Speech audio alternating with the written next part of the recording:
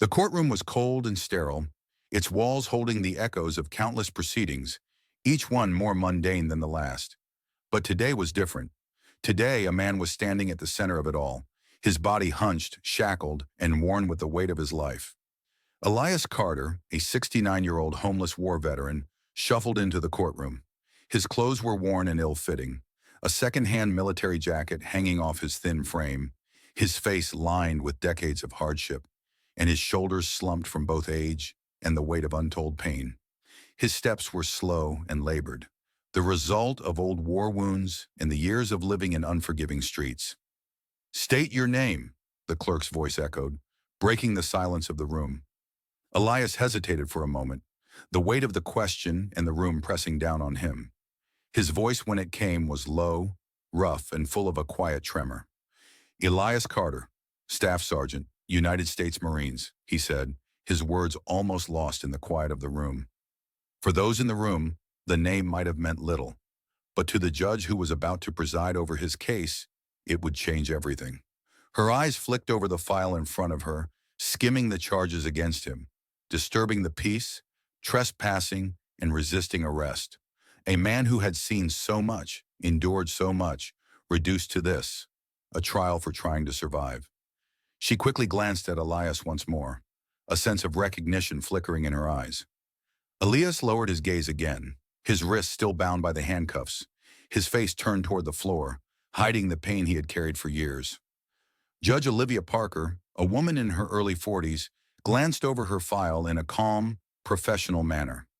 She had been on the bench for 2 decades, dealing with cases both mundane and serious, but this one struck a chord deep within her. As Elias sat, the courtroom observed in silence. His weathered military coat, too large for his frame, was a stark contrast to the pristine, sterile uniforms of the officers and prosecutors.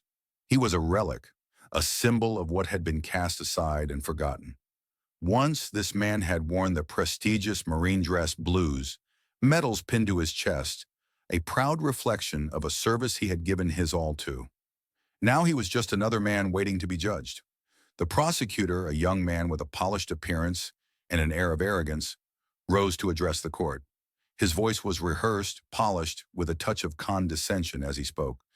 "Your Honor, the defendant has been warned multiple times about loitering near Jefferson Street Cafe. The owner has filed several complaints, most recently over the past month."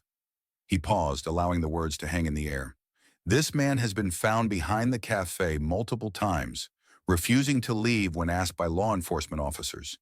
His presence has become a nuisance, and it's disrupting the community." The prosecutor's words stung, but they missed the larger context. He painted Elias as a troublemaker, a man who was simply in the wrong place at the wrong time, repeatedly causing trouble. The truth was more complicated, though. Elias wasn't some criminal looking for trouble. He wasn't even asking for help or pity. He was just trying to survive. He had sat behind the cafe because the air vent there offered some warmth, a precious relief from the bitter cold of the winter nights. There was no begging, no panhandling. Just a man trying to find warmth in a world that had long forgotten him. The officer's testimony came next. He spoke about finding Elias behind the cafe late at night, refusing to leave when ordered. The officer didn't mention that Elias had simply asked for 5 more minutes to finish the half sandwich a kind-hearted cook had slipped him before his shift ended. The officer didn't mention how, despite his circumstances, Elias never begged, never demanded. He simply existed, quietly, just trying to get by. "Your Honor," the prosecutor continued, his tone cold, "this is not the first time Elias Carter has caused such disturbances. He has been warned several times this year alone. We recommend 30 days of community service and a no trespass order for the downtown area. If granted, this order would also ban him from the 4th Street shelter, the only place left where he can find refuge." At that, Judge Olivia Parker took a deep breath, her eyes flicking between Elias and the prosecutor. She saw the man sitting before her, shoulders hunched, his eyes heavy with the burden of a past he could never escape. She knew she couldn't let this case go the way the prosecutor wanted. The judge turned to Elias. "Mr. Carter?" she asked, her voice softer than the usual courtroom tone. "Do you have legal representation today?" Elias shook his head. his voice quiet. No, ma'am, he replied. His public defender had been pulled away to another courtroom, and with no money to hire an attorney, he was left to face the charges. The judge asked, her gaze compassionate but firm. Elias hesitated, his voice rough as he replied, No excuses, ma'am. I just needed to stay warm. No place else to go. Judge Parker nodded slightly, her expression unreadable as she continued. And why that location? She asked, her tone shifting slightly, a trace of curiosity now threading through her professional demeanor. Elias shifted slightly in his seat. Jimmy, the cook, leaves food sometimes, he explained. I've known him since he was a boy. His father served with me in Desert Storm. The mention of Jimmy's father, a fellow soldier, caught Olivia's attention. But the next question, the one she wasn't expecting, caught her off guard. And your service, Mr. Carter? Elias straightened slightly, the weight of the years seeming to lift just a little. United States Marine Corps, ma'am, 1975 to 1995. Staff Sergeant, 2nd Battalion, 8th Marines. I served in Iraq. Those words landed heavily in the room, and for the first time, Judge Parker paused, her pen hovering over the file. She made a quick mark and then continued, but her mind was elsewhere.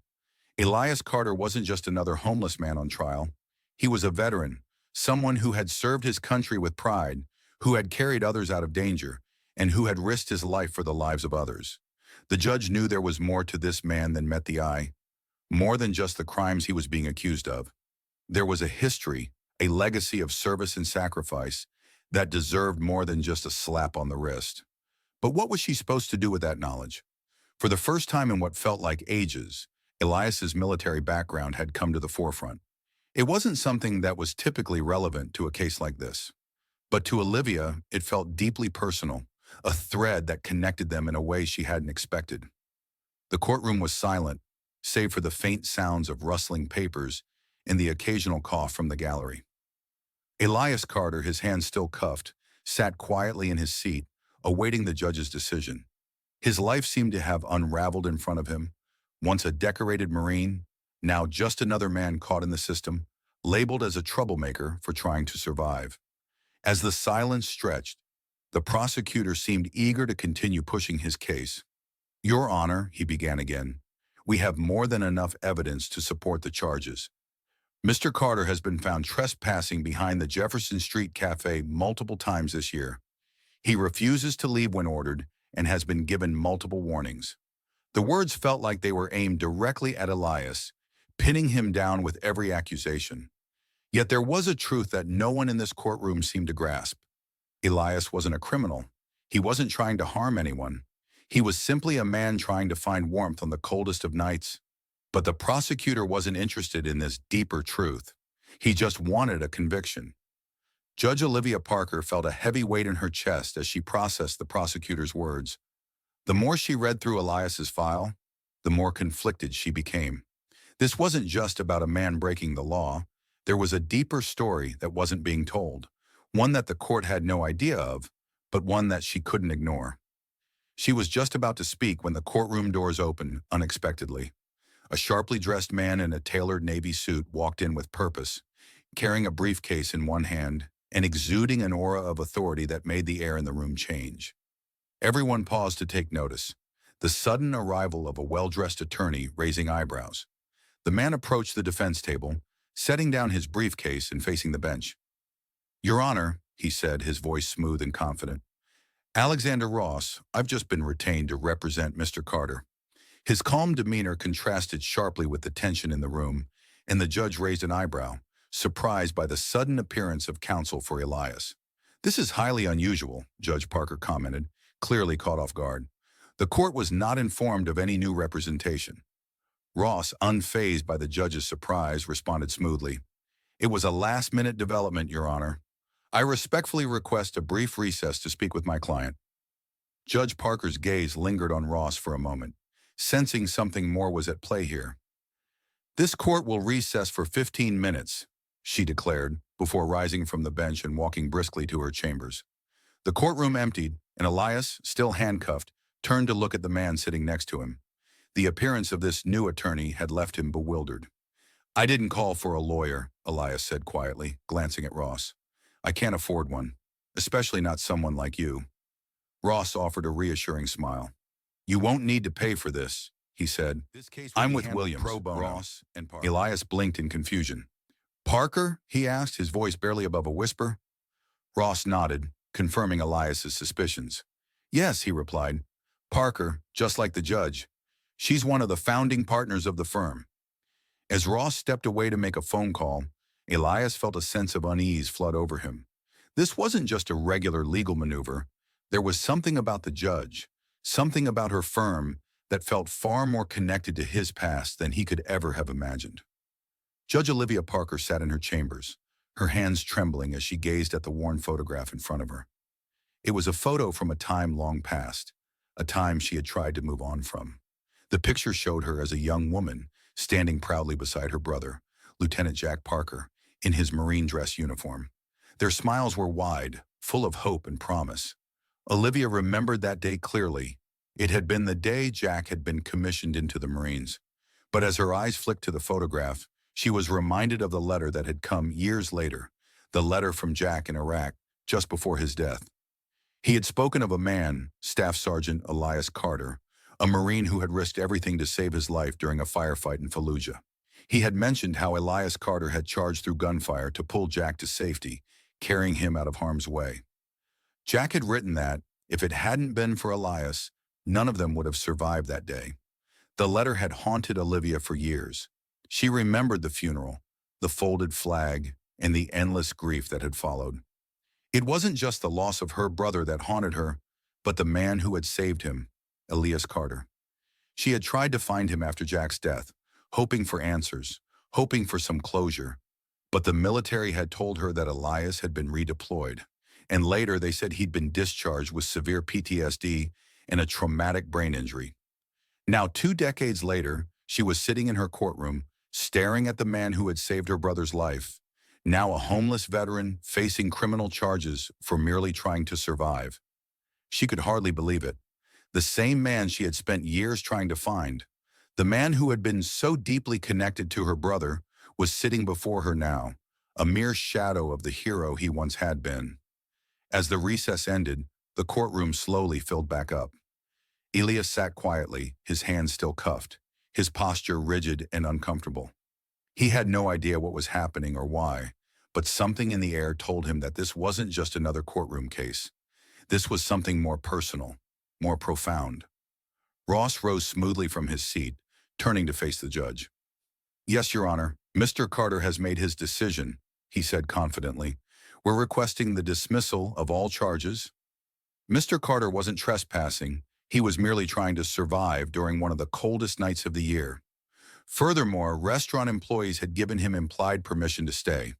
The prosecutor stood, ready to object, but Judge Parker held up a hand, signaling for him to stop. I have questions for the defendant, she said, her voice measured and calm. She turned her gaze toward Elias, her eyes softening just a bit. Mr. Carter, she began, your military file lists Fallujah, 2004. Is that correct? Elias straightened slightly, his military instincts kicking in. Yes, ma'am, he replied. 2nd Battalion, 8th Marines. And on April 17th, Judge Parker pressed, were you part of an operation near the western edge of the city? Elias blinked, his brow furrowing slightly as he tried to recall. Yes, ma'am, he answered. We were escorting a supply convoy when we got ambushed. Judge Parker leaned in slightly, her voice dropping to a near whisper. During that firefight, did you rescue a wounded officer, Lieutenant Jack Parker? The name hit Elias like a hammer. He blinked, memories flooding back. Parker, he repeated softly. Yes, young lieutenant. Brave. Took a hit trying to pull a wounded medic out of the line of fire. His voice trailed off as the memories began to flood in. How he had dragged Jack behind cover, ignoring the risk to his own life. The courtroom grew silent as Olivia Parker steadied herself. She stared at Elias, her emotions bubbling to the surface. She had always wondered about the man who had saved her brother's life, and now here he was, sitting in front of her. The weight of the moment was almost too much to bear. Did you save my brother? She asked softly, almost to herself. Her voice cracked with emotion. Elias's face softened as he nodded slowly, remembering that fateful day. I got him on the bird. He made it to Germany, but a few weeks later, his convoy hit an IED. I've wondered ever since if saving him just delayed the inevitable. As Judge Olivia Parker's voice broke through the heavy silence. Her words carried weight and purpose, laden with a deep, unspoken history. As she turned to Elias Carter, she could no longer maintain her composure, the truth she had long buried in her heart threatening to surface.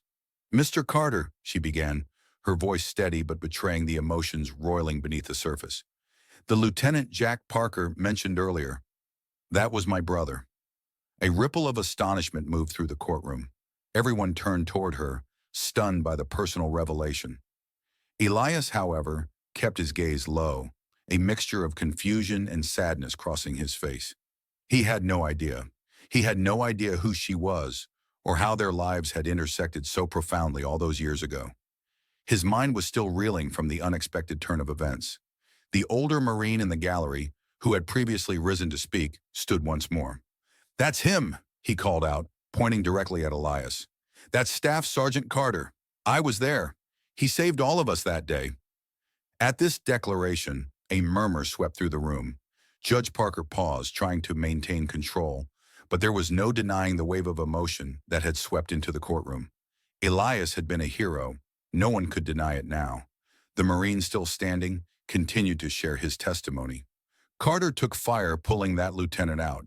He saved all of us. That man is a hero." Elias's face remained stoic, but it was clear the weight of the moment was starting to settle on him. For so long, he had carried the burden of guilt and doubt, wondering if the choice to save Jack had been the right one. Now here in the courtroom, he was hearing confirmation that his actions had, in fact, saved not just his brother, but several Marines that day. Judge Parker's eyes filled with tears as she gazed at Elias. The revelation she had been holding on to for years, the story her brother had written home about Elias's bravery in Fallujah, was finally coming to light in the most unexpected way. As she turned to the prosecutor, she held up a hand to silence him before he could protest. "This is deeply relevant," she stated firmly. "This man's actions, his service to this country, cannot be ignored simply because of the circumstances he finds himself in now." The room went silent again as Judge Parker made a decision that would change the course of Elias's life. "This court will recess for 10 minutes, she declared, stepping down from the bench and turning to Elias. "Mr. Carter, please remain here. I need to speak with you privately." Inside her chambers, the weight of the moment was almost unbearable for Olivia Parker. Her mind was spinning. The man sitting in her courtroom, the man she had spent years searching for, the man who had saved her brother's life, he was finally standing before her. "It can't be the same man," she whispered to herself as she sat down at her desk. But as she reviewed the records, the facts became undeniable. The dates, the locations, the recognition, it all pointed to Elias Carter. The Marine who had carried her brother to safety was sitting in her courtroom, a shadow of the man he once was. She reached into her desk drawer, pulling out a weathered photograph. It was a photo of her, a young woman, standing beside her brother, Lieutenant Jack Parker, in his Marine dress uniform. They were smiling, full of hope, before the war had stolen so much from them. She also pulled out the last letter Jack had written home before his death, his words hauntingly describing the man who had saved him in that firefight in Fallujah. As Olivia reread the letter, her heart ached with the familiar pain of loss. "If not for him," Jack had written, "none of us would have survived." And yet here Elias was, forgotten, living in poverty, treated as a criminal for trying to survive. "How did this happen?" Olivia asked herself, her voice cracking with emotion. "How did the man who saved my brother end up like this?"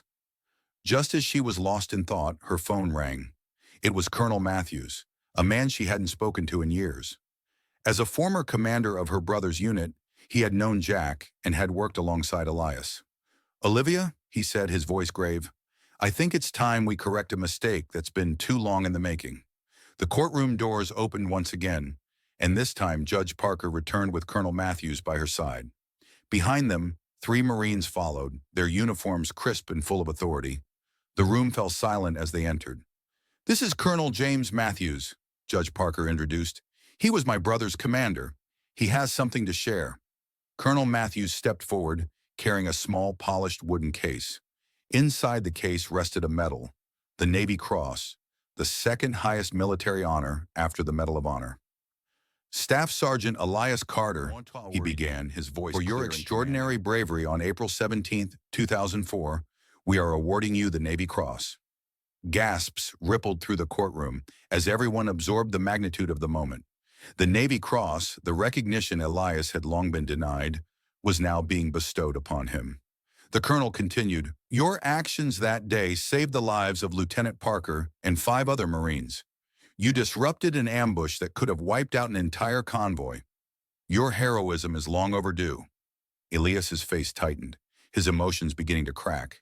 He had always downplayed his actions, telling himself that he had simply done his job. But now, in the face of this recognition, he couldn't deny the weight of it. There must be some mistake, he muttered quietly, almost to himself. I didn't do anything special. Colonel Matthews' voice grew firm as he replied, no mistake, Sergeant. This is long overdue. At that moment, a voice rang out from the back of the courtroom. Attention on deck. The silver-haired Marine who had stood earlier now stood at attention, and the rest of the Marines in the gallery followed suit. They saluted Elias, their faces full of reverence for the man who had saved their comrades. One by one, the entire room rose to their feet. Even the prosecutor, who had once been so eager to press charges, stood in silent respect. Judge Parker, unable to contain her own emotions, wiped at the tears that had welled up in her eyes. With a firm hand, she brought down the gavel. In light of these extraordinary developments, all charges against Staff Sergeant Elias Carter are hereby dismissed. The courtroom erupted into applause as the gavel came down. It was a moment of justice long overdue. But for Elias, it was only the beginning of a new chapter, a chapter where he would finally be recognized for the hero he was. As the courtroom slowly settled down after the thunderous applause, Elias Carter stood there, still processing the gravity of the events that had unfolded. His back, once hunched in exhaustion and defeat, now straightened. It wasn't just the physicality of the honor, it was the weight of recognition, the validation of his worth that had been absent for so many years. For the first time in what felt like forever, Elias felt like a man with purpose, not a man cast aside by a society that had forgotten him. Judge Olivia Parker stood silently at her bench, still wiping at her eyes, her hands shaking with the emotions she had struggled to suppress. The personal history she shared with Elias weighed on her deeply, but now, as the legal weight of his innocence and heroism was lifted, she felt a sense of closure. This man is no longer just a criminal on trial, she thought. He is a hero, someone whose life we've all failed to acknowledge. As Elias slowly turned to face the crowd, his eyes met those of the Marine who had stood in the back and saluted him. The man, a silver-haired veteran, walked toward him with a grin. You've been a long time coming, Staff Sergeant, he said, his voice filled with pride and reverence. Elias, still overwhelmed, extended his hand to the Marine. I don't deserve all of this, he murmured, his voice rough. I just did what any Marine would do. The veteran smiled knowingly, gripping Elias's hand firmly. That's the point, Elias, he said quietly. You did what none of us would have had the courage to do, and now the world knows it. The courtroom began to clear, but the Marine Corps veterans who had stood to salute Elias remained behind, offering their congratulations, their support, and their respect. Elias's long-awaited recognition continued in the form of handshakes, pats on the back, and heartfelt words. For the first time, Elias felt a deep sense of belonging, a sense that he was more than the sum of his struggles and his silence. Meanwhile, in the courtroom's corner, Colonel Matthews stood watching, a proud look on his face. You did what you set out to do, Olivia, he said, his tone appreciative but knowing. You gave him what was rightfully his. Judge Parker nodded slowly, her face still soft with emotion. He saved my brother's life, she said quietly, her voice filled with both pain and pride. I should have done more for him earlier, but today I'm proud of how things turned out. But just as the moment of reflection seemed to settle in, a young corporal stepped forward with a tablet in hand, his face serious. Sir, we've been reviewing Mr. Carter's case with the Veterans Affairs Department. His records have been corrected. We've also updated his disability rating to 100% service-connected, retroactive to his discharge date. He's entitled to back pay and full medical coverage, housing assistance, and education benefits. Elias's heart skipped a beat. He had lived on the streets for so long, surviving with just the bare minimum. The idea of having access to all these services, things he never imagined he would receive, was staggering. You mean, I don't have to worry about finding shelter or food anymore? He asked, his voice barely above a whisper. The corporal nodded, confirming the life-changing news. No more red tape, sir. This is all guaranteed now. Elias looked around, his heart overwhelmed by the sheer amount of care and respect that had suddenly been offered to him. It's been a long time since anyone cared like this, he murmured, more to himself than anyone else. As the courtroom began to empty, the prosecutor, still visibly moved by the events that had just unfolded, approached Elias cautiously. I didn't know about your service. He started, but Elias cut him off. It's okay, Elias said quietly. Most people don't know, but now, at least some of us remember, and that's enough for me. Before the prosecutor could respond, a familiar face stepped forward from the back of the courtroom. It was Jimmy, the cook from the Jefferson Street Cafe. His eyes were brimming with emotion as he approached Elias. I used to hear stories from my old man about the man who saved his platoon, Jimmy said softly, extending his hand. I never knew it was you. Elias stared at Jimmy for a moment, recognition dawning. Jimmy's father had been one of the Marines Elias saved all those years ago. Your dad saved my life too, Elias said, shaking his hand. I owe him just as much as I owe the others.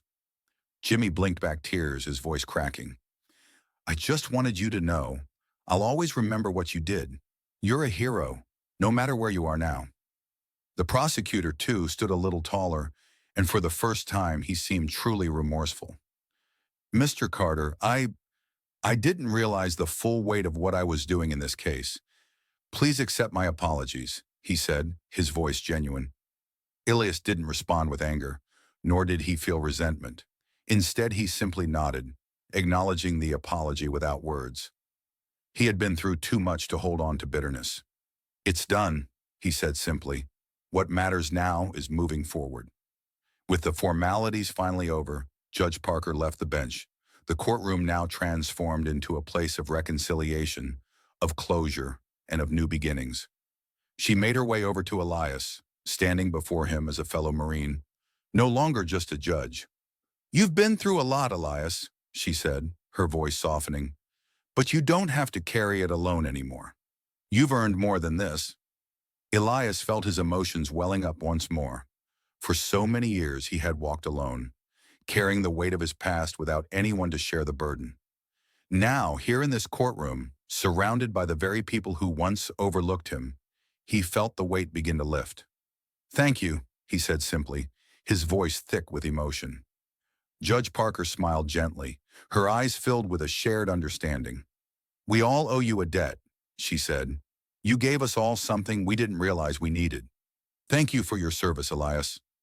As he left the courtroom that day, Elias felt the eyes of those around him with a new sense of clarity.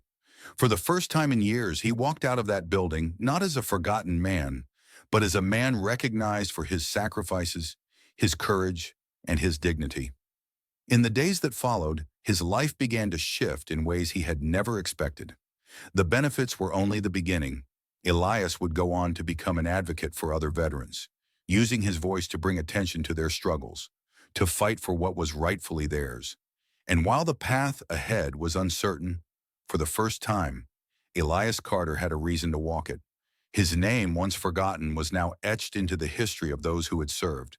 And that, he realized, was all the recognition he would ever need.